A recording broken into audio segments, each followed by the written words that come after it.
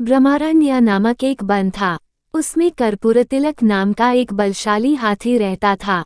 देह में और शक्ति में सबसे बड़ा होने से वन में उसका बहुत रौब था। उसे देख सारे बाकी पशु प्राणी उससे दूर ही रहते थे। जब भी कर्पूरतिलक भूखा होता तो अपनी सूंड से पेड़ की टहनी आराम से तोड़ता और पत्ते मजे में खा लेता। तालाब के पास जाकर पानी पीता और पानी में बैठा रहता। एक तरह से वह उस वन का राजा ही था। कहे बिना सब पर उसका रौब था। वैसे न वह किसी को परेशान करता था, न किसी के काम में दखल देता था, फिर भी कुछ जानवर उससे जलते थे। जंगल के भेड़ियों को ये बात अच्छी नहीं लगती थी। उन सब ने मिलकर सोचा, किसी तरह इस हाथी को सबक सिखाना चाहिए और इसे अपने रास्ते से हटा देना चाहिए। उसका इतना बड़ा शरीर है, उसे मारकर उसका मांस भी हम काफी दिनों तक खा सकते हैं।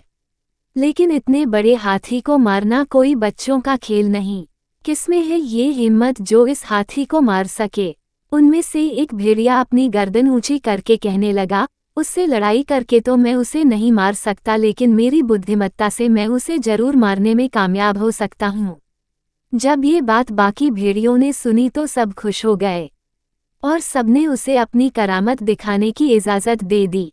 चतुर भेड़िया हाथी कर्पूरतिलक के पास गया और उसे प्रणाम किया। प्रणाम, आपकी कृपा हम पर सदा बनाए रखिए। कर्पूरतिलक ने पूछा, कौन हो भाई तुम? कहाँ से आए हो? मैं तो तुम्हें नहीं जानता। मेरे पास किस काम से आए हो? महाराज, मैं एक भेड़िया हूँ। मुझे जंगल के सारे प्राणियों ने आपके पास भेजा है।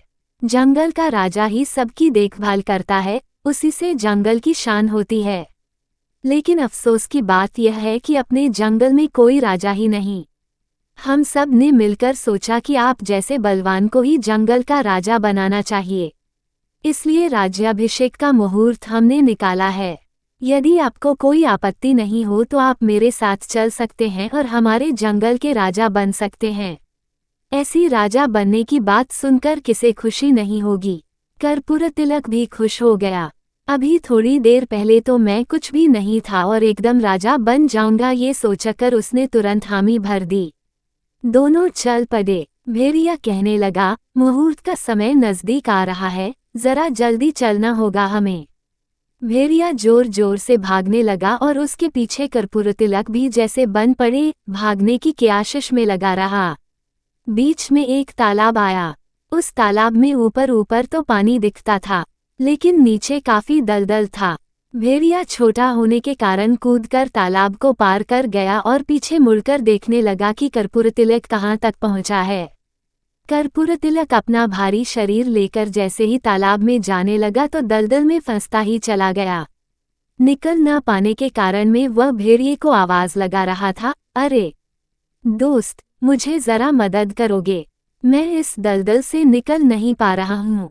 लेकिन भेड़िए का जवाब तो अलग ही आया, अरे मूर्ख हाथी, मुझ जैसे भेड़िए पर तुमने यकीन तो किया, लेकिन अब भुगतो और अपनी मौत की घड़ियां गिनते रहो, मैं तो चला। ये कहकर भेड़िया खुशी से अपने साथियों को ये खुशखबरी देने के लिए दौड़ पड़ा। बेचारा कर्पूरतिलक, इसीलिए कहा गया है कि एकदम से किसी पर